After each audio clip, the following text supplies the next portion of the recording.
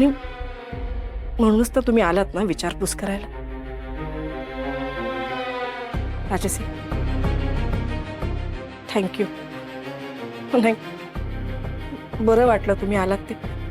आता तुम्ही एवढे आलाच आहात तर समजुतीला थोडं 4 पावलं अजून पुढे या आणि राजश्री आणि समीरच्या लग्नाचा पुन्हा एकदा विचार करा.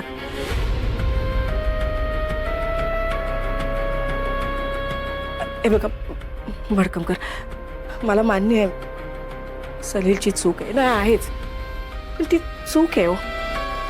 त्याने कुठला गुन्हा नाही केला. मग याची शिक्षा या दोघांच्या लग्नाला. आणि हे सगळं ना त्या नतद्रष्ट मुलीमुळे झालंय. तिने खोटी तक्रार केली आणि म्हणून तो अडकला गेलाय. बाकी याने काही केलं नाहीये, सिद्ध होईल ते. पण म्हणून या दोघांचं लग्न का मोडायचं?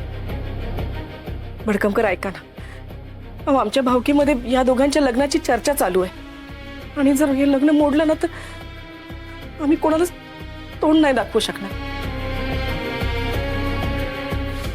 राजश्री, भडकमकर, हे लग्न जर मोडलं ना तर हे उलट पक्क होईल ना की सलीलने खरंच काहीतरी गुन्हा केलाय.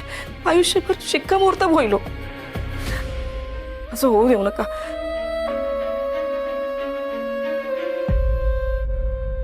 मी तुमच्या समोर हात जोडते. भडकमकर, तुम्ही माझ्याच तोंडाने काय सांगू?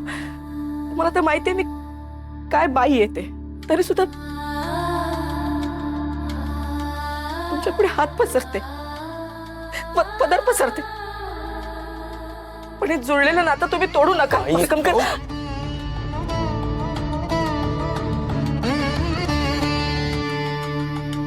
हे बघा काका, नातं जोडण्याच्या बाबतीत कोणीही कोणावर जबरदस्ती करू शकत नाही. पण मी तुम्हाला विनंती करतो, हे नातं जसं आहे तसं पक्क करता आलं तर प्लीज बघा.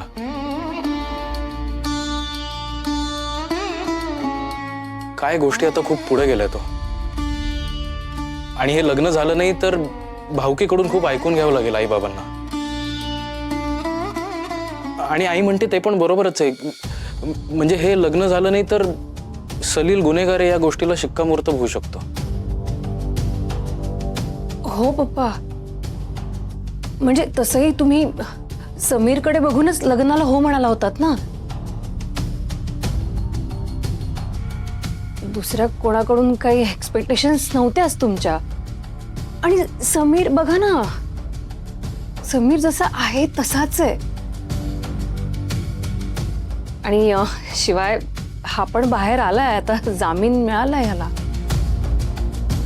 पप्पा, यू नो ना how much I love Sameer. माझं किती किती किती प्रेम आहे समीरवर. आणि पप्पा, I can't imagine, I mean, मी जर समीरशी लग्न केलं नाही ना तर मी दुसऱ्या कोणाशीच लग्न नाही करणार. मी नाही करू शकणार दुसऱ्या कोणाशीच लग्न. You know that. पप्पा ऐका ना, हे बघा सगळं जसं आहे ना तसंच होऊ देत. प्लीज प्लीज प्लीज हो म्हणा, प्लीज.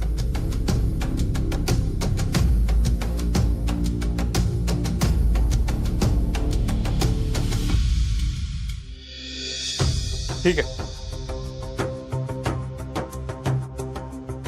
आता कसं? आता तुम्ही शोभताय खरे व्याही, खरे दिलदार. देवच पावला.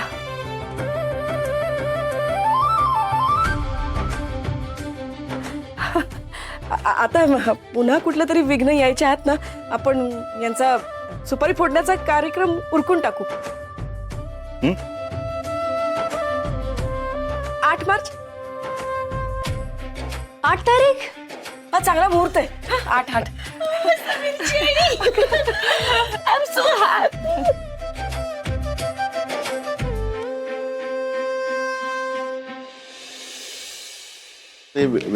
आई ऐक ना ग. नाही अगं असं काय करतेस? नाही म्हटलं ना तुला एकदा. पण मी काय म्हणते ना, ऐकून. हे बघ, सजावट खूप छान झाली पाहिजे. जातीने लक्ष दे. विराज सर नाराज होता कामा नये. अगं हो ग बाई, सगळं नीट काम करून घेतो मग तर झालं. आणि सुंदर दिसायला पाहिजे हा सगळं. ऐक ना एकदा अगं असं काय करते ऐकून तर घे माझं. ऐका ना, ते खाण्याचे टेबल कुठे ठेवायचं मी काय ठरलं? म्हणतो, अशी जर सरळ लावली नाही तर नाही, असं आडवं येईल ना, असं समोर लावा ना, म्हणजे येता जाता चांगलं दिसेल ते, नाही का? चालेल. आई आई ऐकून घे एकदा ऐकून घे माझं. एकदा नाही म्हंटल ना, पुन्हा